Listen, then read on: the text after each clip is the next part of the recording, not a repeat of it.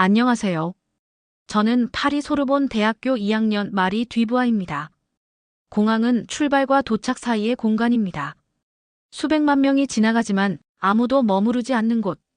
하지만 2024년 3월 16일, 이 공항은 우리 25명의 생명을 지키는 장소가 되었습니다. 인천공항에서 겪은 52분의 기록입니다. 3월 16일 오후 4시, 파리에서 12시간의 비행 끝에 인천공항에 도착했습니다. 우리는 프랑스와 일본의 교환학생 프로그램에 참여한 25명, 17살부터 22살까지 8개 학교에서 모인 학생들이었죠. 도쿄로 가는 환승 비행기까지 남은 시간은 단 2시간. 모두가 지쳐 있었지만 곧 시작될 새로운 생활에 설레어 있었습니다. 게이트 근처 대기구역에 앉아있던 그때였습니다. 갑자기 피에르가 의자에서 미끄러지듯 웅크렸어요.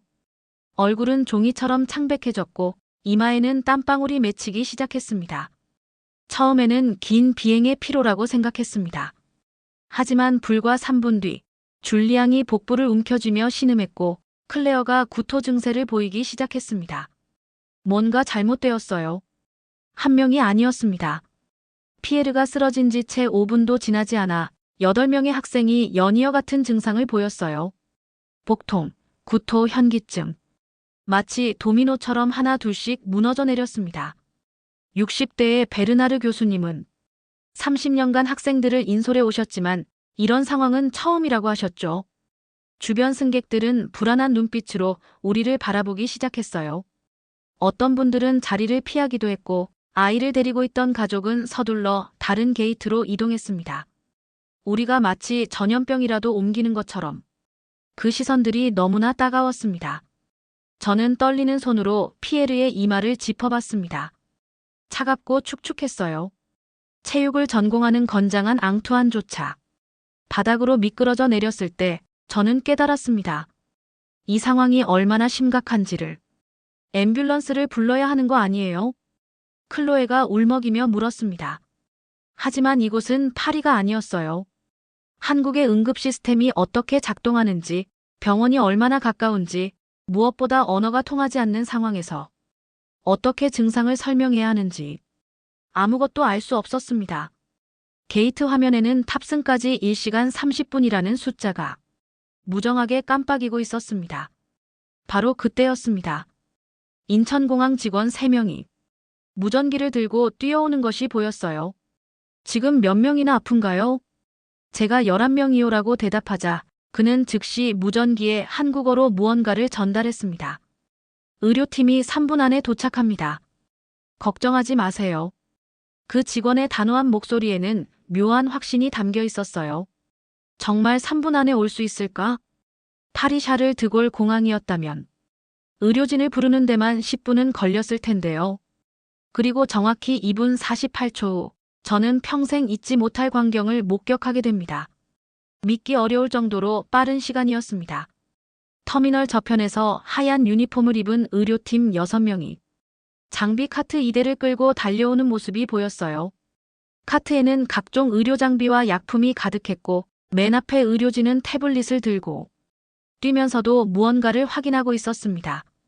인천공항 의료센터에서 나왔습니다. 저는 책임자 김간호사입니다. 리더로 보이는 여성이 유창한 영어로 말했어요. 증상이 심한 순서대로 분류하겠습니다.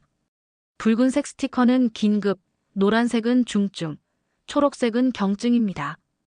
의료팀은 놀라울 정도로 체계적이었어요.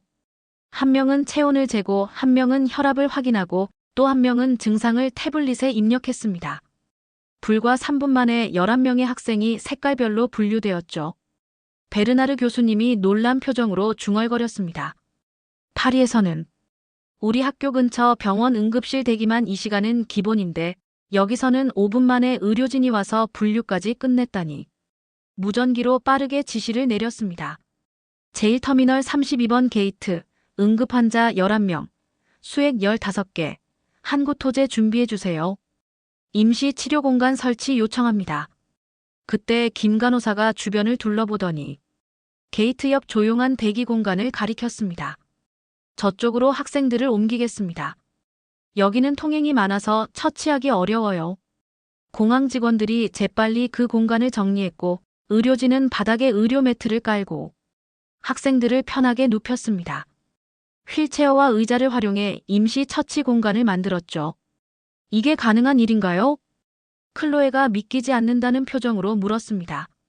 간호사가 미소를 지으며 대답했습니다. 인천공항은 연간 7천만 명이 이용합니다. 의료 응급 상황은 하루에도 수십 건씩 발생해요. 우리는 늘 준비되어 있습니다. 붉은 스티커를 받은 앙투안에게 즉시 수액이 연결되었습니다. 의료진 한 명이 앙투안의 이마를 짚으며 체온을 확인하고 다른 한 명은 혈압을 재면서 상태를 모니터링했어요. 노란 스티커 학생들에게는 항구 토제가 투여되었고 초록 스티커 학생들에게는 전해질 음료가 제공되었습니다. 공항 승무원 한 명이 휠체어를 더 가져왔습니다. 필요하면 더 있습니다. 걱정하지 마세요. 그녀의 친절한 미소가 정말 고마웠어요. 10분이 지나자 첫 번째 변화가 나타났습니다. 앙투안의 얼굴에 혈색이 돌아오기 시작했어요. 축 늘어져 있던 몸에 힘이 들어가는 게 보였습니다. 물 좀 주세요. 앙투안이 처음으로 말을 했을 때 저희는 모두 안도의 한숨을 내쉬었습니다. 간호사가 태블릿을 보며 교수님께 설명했습니다. 장염 증상으로 보입니다. 다행히 심각한 상태는 아닙니다. 30분 안에 대부분 안정될 겁니다. 30분이요? 교수님이 되물었습니다. 정말 30분 안에 나아질 수 있나요? 김 간호사가 확신에 찬 목소리로 답했습니다. 네, 가능합니다. 저희가 보장하겠습니다. 비행기도 놓치지 않으실 거예요. 정확히 12분이 지났을 때 기적 같은 일이 일어났습니다. 선생님, 저 괜찮아진 것 같아요. 가장 먼저 쓰러졌던 피에르가 천천히 상체를 일으켰습니다. 아직 얼굴은 창백했지만 눈빛이 또렷해졌어요. 바로 뒤이어 루이도 일어나 앉았습니다. 배가 아프지 않아요. 정말이에요. 베르나르 교수님이 믿기지 않는다는 표정으로 시계를 확인했습니다. 12분. 단 12분 만에. 김 간호사가 피에르의 맥박을 확인하며 말했습니다. 급성 탈수와 전해질 불균형이었어요. 수액으로 빠르게 교정하면 금방 회복됩니다. 기내에서 물을 충분히 마시지 못하셨죠? 장시간 비행 후에는 자주 발생하는 일입니다. 구토가 심했던 클레어도 조금씩 안색을 되찾기 시작했어요. 속이 편안해졌어요. 어떻게 이렇게 빨리? 그녀의 목소리에는 놀라움이 가득했습니다. 의료진 중 한 명이 전해질 음료를 나눠주며 설명했습니다. 조금씩 천천히 마시세요. 한 번에 많이 마시면 다시 속이 불편할 수 있어요. 18분이 지나자 붉은 스티커를 받았던 앙투안도 눈을 떴습니다. 여기가 어디죠? 그가 주변을 둘러보며 물었을 때 저희는 모두 환호성을 질렀어요. 체육을 전공하는 건장한 앙투안이 다시 돌아온 것입니다. 어떻게 이렇게 빠르지? 소피가 연신 고개를 흔들었습니다. 프랑스였다면 응급실에 가는 것만으로도 1시간은 걸렸을 텐데. 그때 항공사 직원이 다가왔습니다. K703편 담당자입니다. 학생들 상태는 어떤가요? 김 간호사가 태블릿을 보여주며 상황을 설명하자 그는 고개를 끄덕였습니다. 알겠습니다. 마지막 탑승 순서로 조정해드리겠습니다. 다른 승객들 먼저 탑승시키고 학생분들은 게이트 클로징 직전에 탑승하실 수 있도록 하겠습니다. 그때까지 최대한 시간을 드릴게요.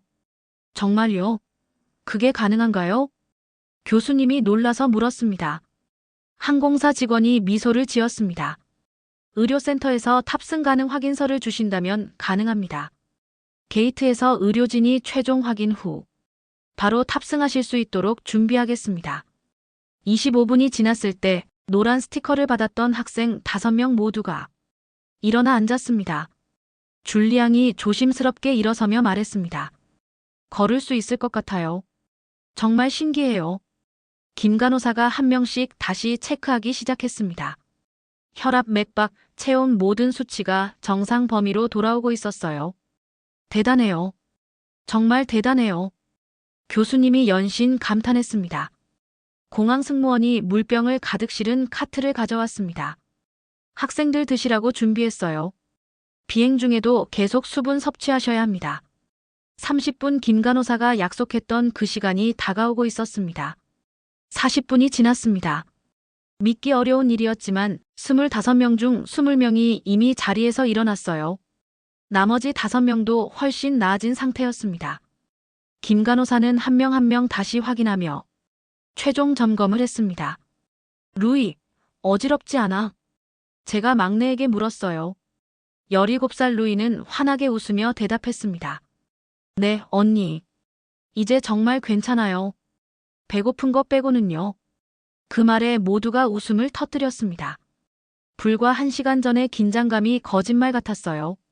게이트에서는 이미 일반 승객들의 탑승이 시작되었습니다. 일반 승객 탑승 중입니다. 학생 여러분은 조금만 더 기다려주세요.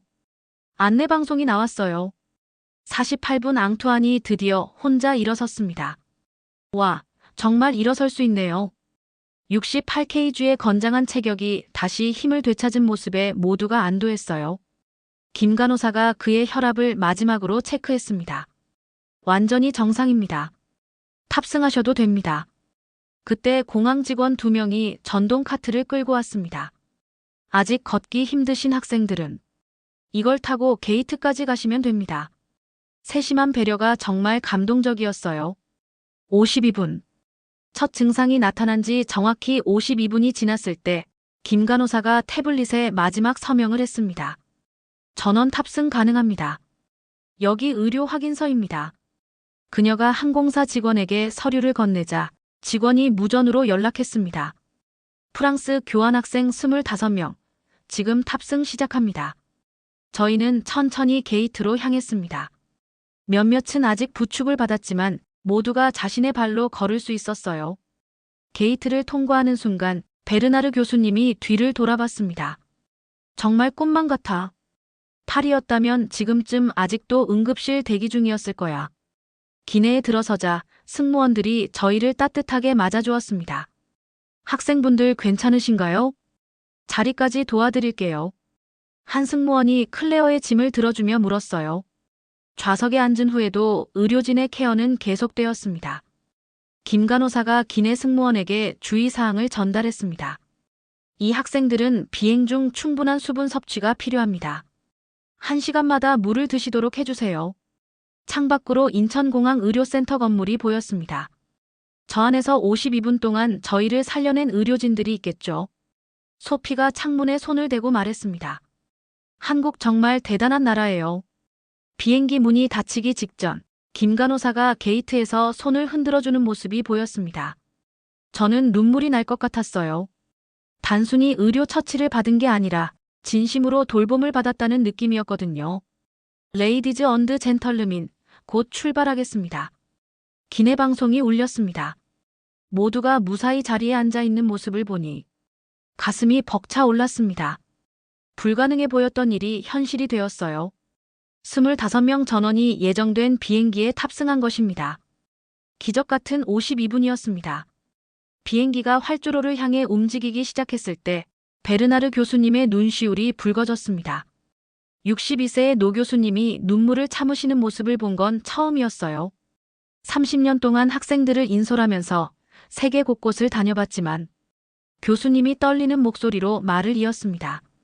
이런 속도와 효율성은 본 적이 없어. 파리 샤를 드골 공항에서도 런던 히드로에서도 뉴욕 JFK에서도 경험하지 못한 일이야. 기내가 안정되자 학생들 사이에서 자연스럽게 오늘 경험에 대한 이야기가 오갔습니다. 앙투안이 창밖을 보며 말했습니다. 저 아래 불빛들이 인천공항이에요. 정말 거대하네요. 세계에서 가장 바쁜 공항 중 하나래. 그런데도 이렇게 완벽하게 응급 상황을 처리하다니. 베르나르 교수님이 진지한 표정으로 말씀하셨습니다. 오늘 일은 학교에 정식 보고서로 제출할 거야. 파리 소르본 대학교의 모든 교환 프로그램 담당자들이 알아야 해. 인천공항이 얼마나 안전한 곳인지 말이야. 일본에 도착한 다음 날 놀라운 일이 벌어졌습니다. 도쿄 아사히 신문 국제면에 저희 이야기가 실렸습니다. 인천공항, 프랑스 학생 25명 52분 만에 구하다. 소피가 올린 인스타그램 게시물은 하루 만에 조회수 3만을 넘었어요. 프랑스 교육부에서 베르나르 교수님께 연락이 왔습니다.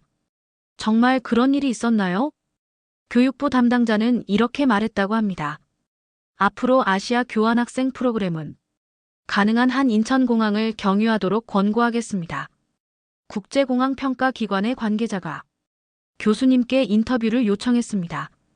인천공항의 응급대응 시스템을 다른 공항들도 참고할 수 있도록 사례를 공유하고 싶습니다. 일본에서의 교환학생 프로그램이 끝나고 파리로 돌아가는 날이 왔습니다. 다시 인천공항을 경유하게 되었죠. 3주 전과는 완전히 다른 마음으로 그곳에 도착했습니다. 제1터미널 입국장을 나서는 순간 우리 25명은 모두 같은 곳을 바라봤어요. 의료센터 표지판이 보이는 방향이었죠. 그때의 기억이 마치 어제 일처럼 생생했습니다. 저기야, 저기. 우리가 치료받았던 그 게이트 근처예요. 32번 게이트를 지나가면서 베르나르 교수님이 조용히 말씀하셨습니다. 이 공항이 아니었다면 우리 모두 어떻게 됐을까? 그 질문에 아무도 대답하지 않았습니다. 대답할 필요가 없었어요. 모두가 알고 있었으니까요. 그날의 52분이 얼마나 특별했는지를. 비행기가 인천공항 활주로를 달리기 시작했습니다. 창밖으로 펼쳐진 공항의 야경이 반짝였어요. 세계에서 가장 바쁜 공항 중 하나지만 동시에 가장 안전한 곳이기도 했습니다. 저는 조용히 생각했습니다. 우리가 경험한 건 단순한 의료 처치가 아니었어요. 한 나라의 시스템이 얼마나 체계적이고 효율적일 수 있는지, 그리고 위기의 순간에 사람을 지켜낸다는 것이 무엇인지를 보여준 시간이었습니다. 여러분이라면 아이들의 생명이 달린 순간 어떤 나라의 공항을 믿고 싶으신가요? 저는 이제 그 답을 알고 있습니다. 그리고 그 순간을 아직도 잊지 못합니다. 52분의 기적을. 인천국제공항 의료센터. 감사합니다.